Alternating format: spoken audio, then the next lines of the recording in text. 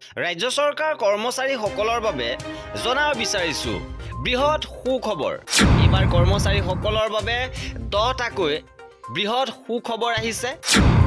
মুখ্যমন্ত্ৰী হিমন্ত বিশ্ব শৰ্মাই শেহতীয়াভাৱে কেইবাটাও ঘোষণা কৰিছে আৰু ৰাজ্য চৰকাৰৰ প্ৰত্যেকজন কৰ্মচাৰীৰ বাবে এই 10টাকৈ ডাঙৰ সুখবৰ আহিছে। সবিশেষ আপোনালোকক জনাব বিচাৰিছো, ভিডিঅ'টো প্ৰথমৰ পৰা শেষলৈকে চাই থাকিব। জনাব বিচাৰিছো প্ৰথমটো সুখবৰ 1 এপ্ৰিলৰ পৰা ৰাজ্যত প্ৰযোজ্য হ'ব ইউনিফাইড পেঞ্চন আঁচনি। কেন্দ্ৰীয় চৰকাৰৰ নিৰ্দেশৰ ভিত্তিতে কাৰ্যকৰী হ'ব এই ব্যৱস্থা। ইয়াৰ জৰিয়তে 2টা পৰ্যায়ত পেঞ্চন লাভ কৰিব কৰ্মচাৰীসকলে। ইয়াৰ ফলত 10 বছৰ থকাসকলে এটা নিয়মিত পেঞ্চন লাভ কৰিব আৰু 25 বছৰ চাকৰি থকাসকলে 50% নিয়মিত পেঞ্চন লাভ কৰিব।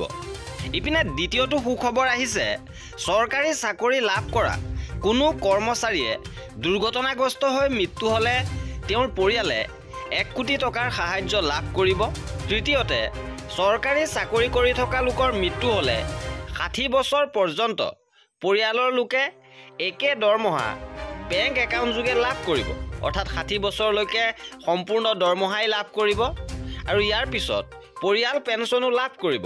চতুৰ্থতে, চৰকাৰী কৰ্মচাৰীয়ে আপোন বাহন আৰু আপোন ঘৰ আঁচনিৰ ঋণ বেংকৰ পৰা লাভ কৰিব।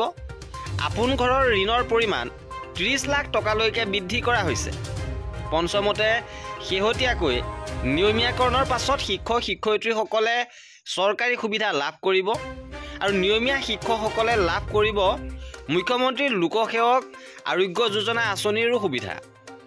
অনাগত দিনত নিয়মীয়া শিক্ষকসকলে জ্যেষ্ঠতাৰ ভিত্তিত বিভিন্ন বিদ্যালয়ৰ প্ৰধান শিক্ষক, অধ্যক্ষ পদতো নিযুক্তিৰ সুবিধা লাভ কৰিব আৰু আহিবলগীয়া দিনত পাৰস্পৰিক ট্ৰান্সফাৰৰ সুবিধাও লাভ কৰিব চৰকাৰী কৰ্মচাৰীসকলে।